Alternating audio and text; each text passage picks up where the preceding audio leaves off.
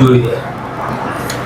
જો કોંગ્રેસે ખેડૂતોના નામે ગુજરાતમાં રાજકીય રોટલા શેકવાનું બંધ કરવું જોઈએ અને ગઈકાલે જ આપણે જોયું કે હવે ખેડૂતો પણ એ કોંગ્રેસનો વિરોધ કરે છે।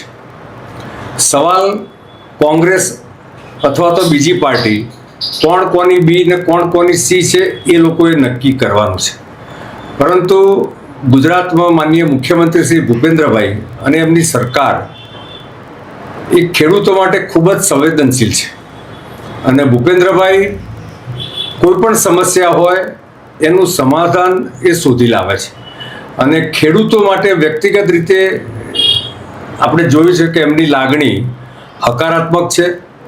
ભૂતકાળમાં પણ અનેક પેકેજીસ દ્વારા ખેડૂતોને એમની માગણી અને એમની લાગણી કરતાં પણ વધારે સહાય માનનીય મુખ્યમંત્રી શ્રી ભૂપેન્દ્રભાઈએ આપી છે।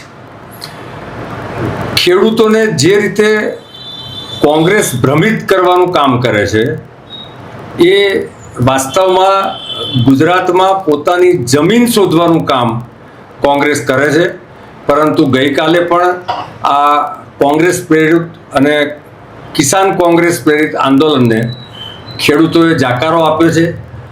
ગુજરાતના મોટાભાગના ખેડૂતોએ આ આંદોલન સાથે પોતાની જાતને દૂર રાખી છે અને જોડાયા।